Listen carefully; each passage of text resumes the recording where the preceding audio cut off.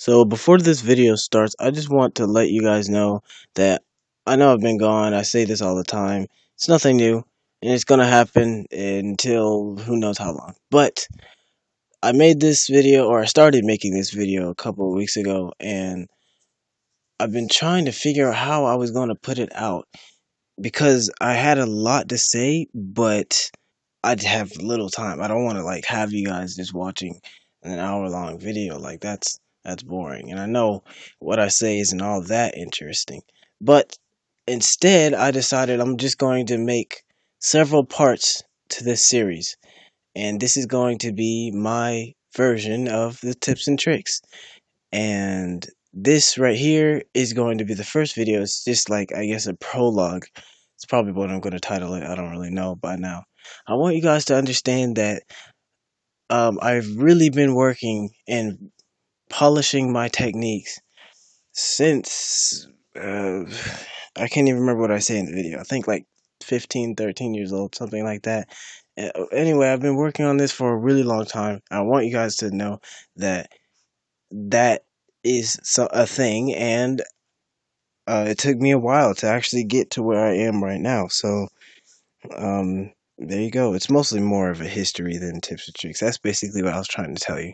And yeah, enjoy the video. So you guys know that I have been making these models like forever. Like I started when I was 13 and I'm 18 right now. Well, I mean, I guess that's not forever, but that's a pretty long time.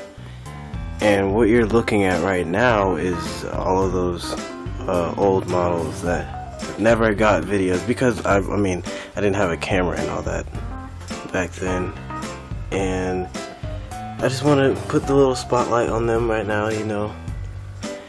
And basically this video is going to be a tips and tricks type video, like what materials I use, what software I use, and I just want to keep in mind that I mean, I'm still a little channel and I tried to spend as little money as possible to be able to make videos like with good quality, but also try to like not go broke. But yeah, let me just show these off really quick. But as you can see, these models are very old style look. I mean, I wouldn't expect you guys to know exactly what that means, because if I really wish I would have made videos so you could see the progress that I've made. Like, these aren't even the first models. The first models were terrible, and I mean, the first model didn't even move. Actually, let me bring it out right now. The very first model I have, and it's broken up right now, and it really makes me sad because it was really cool looking. So this right here is a scrap dragon that I made. It's not really based off of anything, just out of my head. Like you see, there's glue, it's not painted and everything. It doesn't even move. It doesn't have any popsicle sticks or anything. And I tried my best to preserve it, but it didn't work. It was basically, I started with this project that I had to do in history where I was making a little model of the Wright brothers airplane, like their first one. I don't even remember which one it was, but I know it was here's the foot. I know it was it was one of the Wright brothers airplanes, and I had a whole bunch of popsicle sticks left over. I mean, that airplane model was like made out of paper and all that mess, just like basic crafting materials. I had all these scraps, and as you can see, like there's like imperfect, if the camera will focus, there's like imperfect popsicle sticks getting ready to like rip up. But yeah, I had all these scraps and I had some hot glues. I was like, oh, well, I mean, I don't want to throw these away. Some of these look like actual pieces. So I started making like that scrap dragon, and it just turned into something. Like, I didn't even mean to make a dragon. I just started making something, and I was like, oh, this looks cool.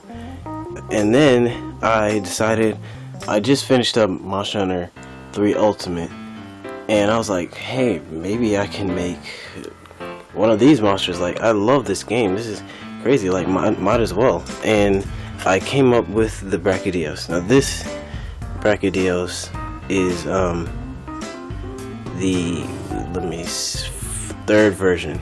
The first version, like I said, well, actually, it did move. It like barely moved. I was trying to make a statue just like the Scrap Dragon over there, and I was trying to make it to where like it was like it had this specific pose. But then I was like, no, that's boring. Like, I don't want to do that. And then I found these this pipe cleaners just laying around. I don't know why or where. I don't remember where they were, but yeah, we just had random pipe cleaner. And I was like, shoot, I could use this. And so I put them in there, and you know, it was okay. It barely moved. It was awful. The painting job was terrible. I was rushing. It was just bad. And but yeah, then I improved on it. In this tail piece right here, even though it's like broken up, it's actually the same exact tailpiece from the very first model, which is really cool. Like, I mean, I would like to keep using it whenever I make a new because I will be making a new Brachydios, just in case you guys were knowing, because this is like one of my favorite monsters. Like, it's if you play the game, you would know. It's crazy. This thing is really awesome. And I made the pink Wraithen after the Wraithen, and but I know eventually they all like just broke down because they weren't as secure as I thought they were. Because when you make these models and you have the pipe cleaner on the, by the way, this is the one I made after the pink Wraithen, but when you have the pipe cleaner on the inside, you have to be careful when you glue them in there, because as you're moving the pipe cleaner constantly, just manipulating the model, try to pose it a certain way, the pipe cleaner gets tired of that, and it ends up getting more and more flimsy, and then it'll eventually like tear on whatever joint that is on. And eventually that's when unfortunately that's probably what's gonna happen to all of these, but I haven't really touched them in like a while because of that, and because I mean they can't even like mostly stand up on their own. Like, as you see, the Brachydios is over there face planting into the ground. But yeah, so then you know, I made this Lucent Nargacuga, and then I was like, I gotta do something about this, and I made the Ivory Lagiacrus, which I mean is also one of my favorite monsters in the series. This Lagiacrus, the same exact one, which I preserved pretty well. It's stayed together. As you can see, it's still like pretty stiff. It's I like the design, but it's still a old version, an old model. Oh, see, this horn is about to fall off. It's glued. The glue's wearing off. This is when I came up with actually twisting the model. I mean, twisting the pipe cleaners.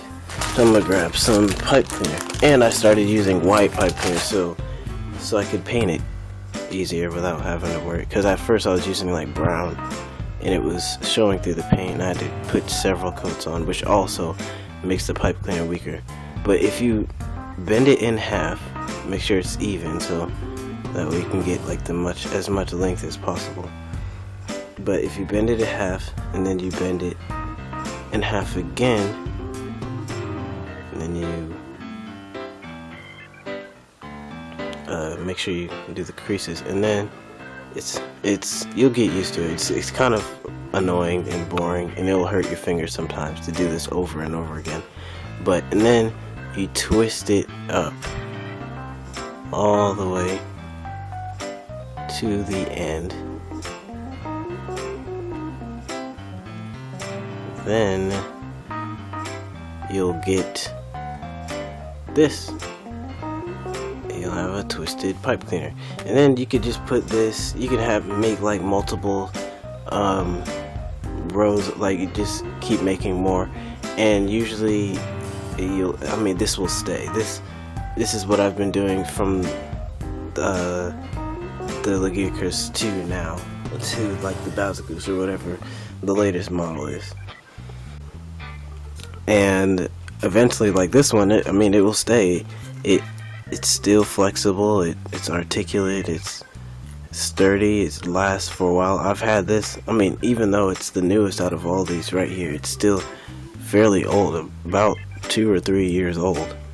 So this thing it lasts, and that's what I started doing after that. And then I came to make the Diablos, which actually failed miserably because I didn't take into the consider. This is when I really started thinking about like the weight. But yeah, I think it looks pretty cool.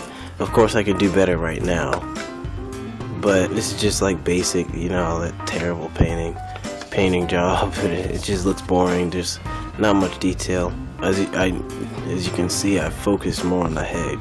That's where all the detail is. I tried to get the shape and everything. The horns are really impressive. It's really hard to get this shape in the popsicle sticks because usually they'll break around this area when you try to cut a curve like that. But somehow, not just once but twice, I managed to get that shape in, which is really cool.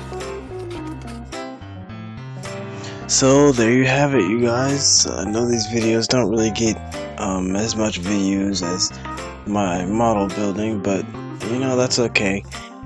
I just hope whoever watched this and stayed to the end thoroughly enjoyed all the information that I gave.